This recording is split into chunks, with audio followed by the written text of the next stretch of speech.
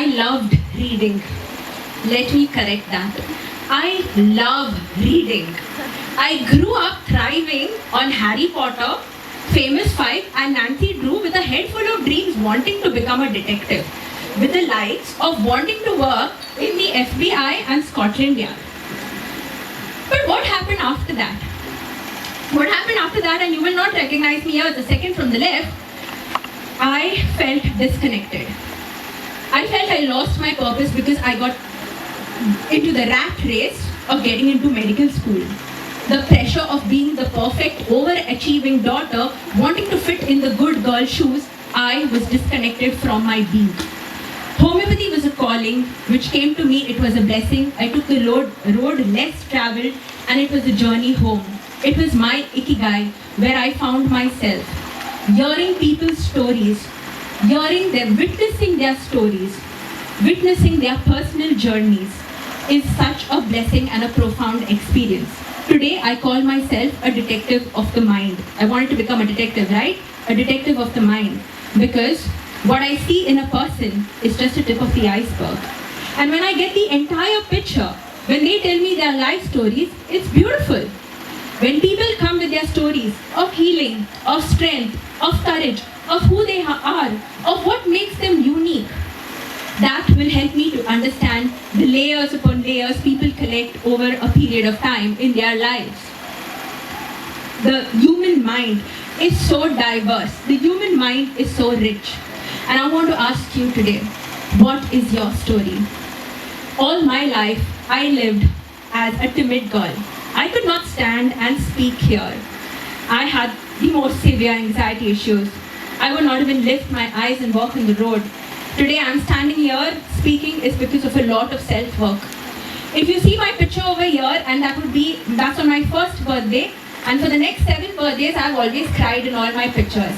I hated crowds. I hated standing in front of people and speaking.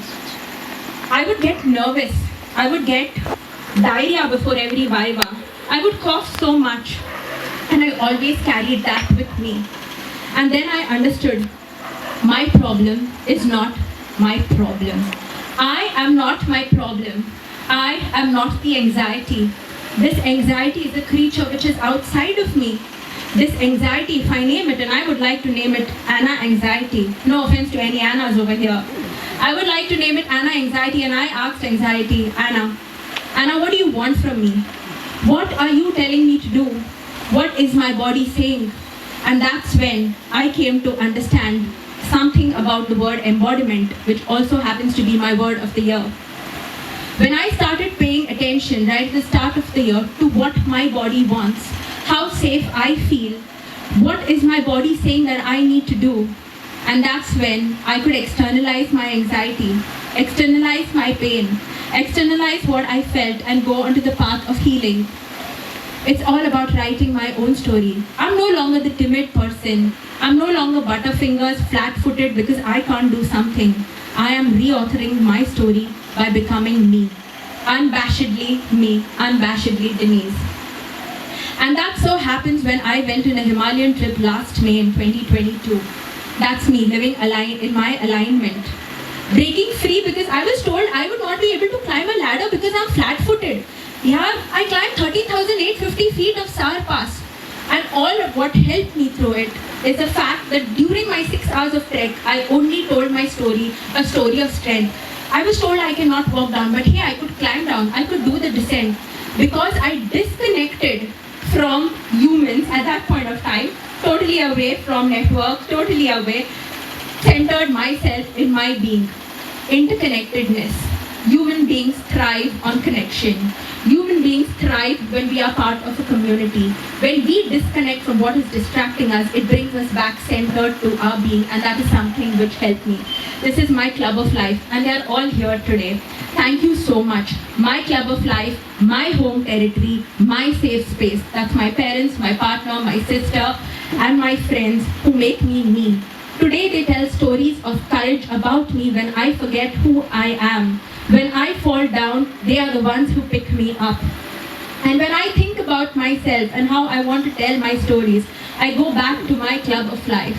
I go back to what do you hold about me? What is the story you have about me? And they come and they tell me stories of how I have managed things before and how I can do it again. If I spoke or if I climbed Sarpas, I can also climb a ladder. I can also walk without being afraid that I'm a flat foot.